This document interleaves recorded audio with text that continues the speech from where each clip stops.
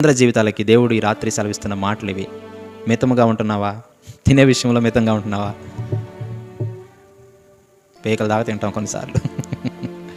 అసలు ఇక్కడ దాకా ఓ అనేటువంటి ఆ రకమైనటువంటి సౌండ్ తినటం ఎందుకు, భుక్తాయాసం అంటారు కదా. ఎంత అసలు కొంతమంది ఉందండి, తిండిబోతులు, తాగుబోతులు, వదరబోతులు చాలా ఉన్నాయి. అదొక అంశం. బోతులు, తిండిబోతు, వదరబోతు, బోళ్ళ మంది ఉన్నారు. లిమిట్గా ఉండాలా. కొంతమంది అతి నిద్ర యవనస్తులు. ఈ రోజుల్లో యవనస్తులు సక్సెస్ అవ్వకపోవడానికి కారణం ఏంటో తెలుసా? అతి నిద్ర, బద్ధకస్తులు. తెలుగులో సామెత ఉంటుంది కదా, కుంభకరుడు నిద్రపోయినట్టు నిద్రపోతాడని.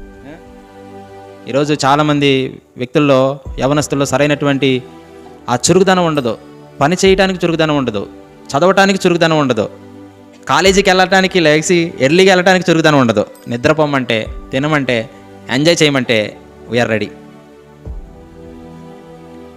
లిమిట్ ఉండదు అక్కడ. లిమిట్ పెట్టుకో, నన్ను లేపమాకు అని అంటాడు బాబు గారు. మరి కష్టపడ్డాడుగా, ఊర్లమ్మటి తిరిగి వస్తూ ఉంటాడు. సర్వే కార్యక్రమం చక్కగా పొద్దున్న లేచి సాయంత్రం వరకు తిరుగుతాడు. 12ంటికి వస్తాడు, 11ంటికి వస్తాడు. ఎక్కడికి వెళ్ళేవరా అంటే ఇక్కడే ఉన్నాను అంటాడు. ఎక్కడెక్కడ చిన్నప్పుడు నేను కూడా అదే డైలాగ్ ఇచ్చేవాడిని. మొత్తం తిరిగేవాడిని, గ్రహింపు ఉండేది కాదు, పిచ్చాపాటిగా తిరిగేవాడిని. ఇంటికి వచ్చి అడిగేవాడిని, ఎక్కడికి వెళ్ళేవరా అంటే ఇక్కడికే వెళ్ళానమ్మా అనేవాడిని. ఎక్కడికంటే ఎక్కడికి, అక్కడ చెప్పనేక అట్లాగా. కాబట్టి బాబు గారు అన్ని సర్వే చేసి వస్తూ ఉంటాడు. అక్కడ లిమిటేషన్ ఉండకూడదు, లిమిటేషన్స్ ఉండకూడదు. మనకు నచ్చినట్లో అన్లిమిటెడ్, మనకు నచ్చినట్లో లిమిటెడ్. ఇది మన పద్ధతి. కానీ దేవుని వాక్యం చెప్తా ఉంది, నువ్వు అన్ని విషయంలో లిమిట్గా ఉండు.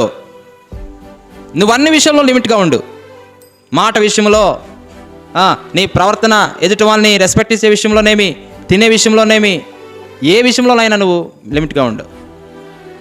ఉంటున్నావా? ఈ రాత్రి దేవుని వాక్యం చెప్తా ఉంది, లిమిట్నెస్ అనేది వెరీ వెరీ ఇంపార్టెంట్. నాలుగో మాట చూద్దాం. ఎలా ఈ యవనస్తులకి ఇది చాలా ప్రాముఖ్యమైనది, మనందరికీ కూడా. తిమోతికి రాసిన 2వ పత్రిక 3వ అధ్యాయం 15వ వచనం. తిమోతికి రాసిన 2వ పత్రిక, దేవుని ఎదుట యోగ్యునిగాను, సిగ్గుపడనక్కరలేని పనివానిగాను, సత్యవాక్యమును సరిగా ఉపదేశించువానిగాను, నిన్ను నీవే దేవుని కనపరుచుకున్నట్టుకు జాగ్రత్త పడుము. చాలమ్మా. తిమోతికి రాసిన 2వ పత్రిక 2వ అధ్యాయం 15వ వచనం కూడా చదవండి. విశ్వాసము ద్వారా రక్షణార్థమైన జ్ఞానముని కలిగించుటకు శక్తి